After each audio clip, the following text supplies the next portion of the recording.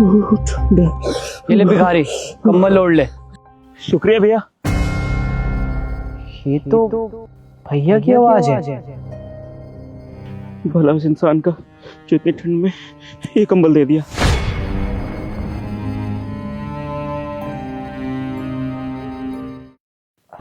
भैया आप दिखने में तो ठीक ठाक घर के लग रहे हो और आप ऐसे पत्थर पे सो रहे हो, आपको ठंड नहीं लगती? ठंड लग रही तभी तो कांप रहा था मैं। और कहने के लिए तो मेरा परिवार है मेरे पास, लेकिन उनके साथ मैं रहता नहीं हूँ। मेरा ना आप जैसा एक छोटा भाई है और उसकी बीवी भी है, अच्छा सा घर है, लेकिन मेरे साथ रहते नहीं है वो। भैया जब आपकी पूरी फैमिली और परिवार है तो आप यहाँ पे ऐसे क्यों रहते हो? अपने फैमिली के पास क्यों नहीं रहते हो? भैया मजबूरी के कारण यहाँ पे लेटा हूँ मैं। आपको पता है मेरा ना एक छोटा भाई है, जैसे मैंने आपको बताया आपके जैसा ही। मैं 18 साल में ना यहाँ पर आ गया था। जब मैं 18 साल का था तो हमारे माँ बाप तो थे नहीं, तो उसकी पढ़ाई का लिखाई का सारा खर्चा मैंने देखा है। मैं दिन रात मेहनत मजदूरी करता था, उसके लिए पाई पाई जोड़ी, और उसको ना विदेश जाना था पढ़ने के लिए। तब मैंने उस जितना पैसा जमा कर रखा था ना सब उसके ऊपर लगा दिया, उसको विदेश पढ़ने के लिए भेजा। मैंने सोचा था कि मैं अपनी जवानी में कुछ नहीं कर पाया, लेकिन अपने भाई को कुछ बना के दिखाऊंगा, वो अपना सपना ज़रूर पूरा करेगा। इसलिए जैसे वो विदेश गया ना तो वहाँ पर उसे कोई लड़की पसंद आ गई थी, उसने उससे शादी कर ली, मुझे पता नहीं था। तो यहाँ पर आ गया वो अपने देश में, तो उनके साथ मैं रहने लग गया। लेकिन उसकी बीवी को मैं पसंद नहीं था। वो जब भी मुझे बात करती थी तो बड़े गुस्से से बात करती थी। उसको लगता था कि मैं गांव का देहाती क्या कर लूंगा उसके साथ रह के, उसको बेइज्जती जैसा महसूस होता था। तो एक दिन क्या हुआ कि मेरा छोटा भाई ना 3 महीने के लिए बाहर चला गया किसी मीटिंग के लिए। तो उसकी बीवी ने मुझे घर से बाहर निकाल दिया। मेरे घर से निकलो, कोई जगह नहीं है तुम्हारे लिए इस घर में। सुमन तुम ऐसा क्यों कर रही हो? तुम्हारा पति मेरा छोटा भाई है, मुझसे बहुत प्यार करता है। और मुझसे बोल के गया था कि भैया आप यहीं रहना, कहीं जाना मत, मैं आ जाऊंगा जल्दी 3 महीने में, तो मुझे घर से बाहर मत निकालो प्लीज। क्या कहा? तुम्हें मैं यहाँ रहने दूं? मेरा दिमाग नहीं खराब है? अरे मैं तुम्हारी नौकरानी लग रही हूँ क्या कि इस घर में तुम्हारे गंदे कपड़े धोऊं, तुम्हारे लिए खाना बनाऊं? तुम्हारे लिए ना इस घर में अब कोई जगह नहीं है। ऐसा नहीं मत करो ना, मैं कहीं पे कोने में भी रह लूंगा, अपने भाई से अलग मत करो मुझे प्लीज। तुम ऐसे नहीं मानोगे। सुमन समझ में नहीं आता, निकलो यहाँ से। जब उसकी बीवी ने मुझे धक्के मार के बाहर निकाला तो बहुत बुरा लगा था कि मेरे छोटे भाई की पत्नी ऐसा कैसे कर सकती है। मैं उसे एक बार कॉल करना चाहता था लेकिन कर नहीं पाया।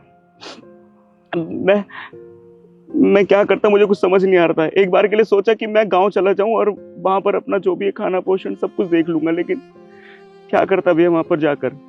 वहां पर सारी जमीनें जायदाद सब कुछ तो मैंने बेच दिया था, मैं कुछ नहीं कर पाया वहां पे भी जाके। तो सब कुछ तो अपने भाई के पे लगा दिया था मैंने, मेरे पास कुछ नहीं था भैया। और पता आपको मेरे बस ना 2 वक्त की रोटी का समय भी नहीं होता, कोई खाना मिलेगा नहीं मिलेगा कुछ नहीं पता मेरे को। कोई खाना देता है यहाँ पर तो खा लेता हूँ, जैसा अभी आपने कंबल दिया ना तो अच्छा लग रहा है, राहत लग रही है मुझे गर्मी की।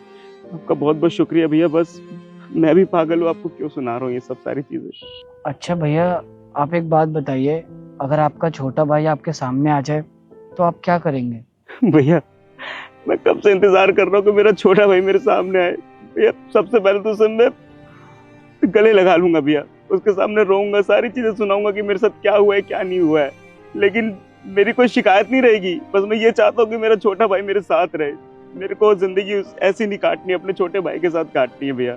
मुझे उसके पैसों से कोई लालच नहीं है, मुझे पैसा वैसा कुछ नहीं चाहिए, बस 2 वक्त अपने भाई के साथ हंस खेल लूँ वही चाहिए। और भैया ऐसे पत्थर पे सोने में ना बहुत ठंड लगती है। अभी तो दिन है, थोड़ा बहुत धूप है, गुजारा हो जाता है, लेकिन जैसी रात होती है ना बहुत धुंध हो जाती है, बहुत ठंड लगती है भैया, नहीं रहा जाता है यहाँ पे। इतना प्यार करते अपने छोटे भाई से आप? रुस्तम तुझे इतने सालों बाद देख के यार बहुत खुशी हो रही है यार। तुझे पता तुझे कितना मिस कर रहा था यार मैं, बहुत याद आती थी तेरी। ऐसे यहाँ पर पत्थरों में सोना पड़ रहा तेरे बड़े भाई को यार। तूने मुझे कॉल क्यों नहीं किया, एक बार पूछा कैसा नहीं कि मैं कैसा हूँ कैसा नहीं हूँ। भैया सच में मुझे नहीं पता आपके साथ इतना कुछ हो गया। और भैया जब मैं मीटिंग से आया तो आप मुझे घर में कहीं नहीं दिखे। और मैंने सुमन से पूछा कि भैया कहाँ है, तो उसने बोला कि आप गांव चले गए। तो मैंने आपको बहुत कॉल करी लेकिन आपका कॉल नहीं लगा। और उसके बाद मैं आपको ढूंढने गांव भी गया था लेकिन आप मुझे गांव में भी नहीं दिखे।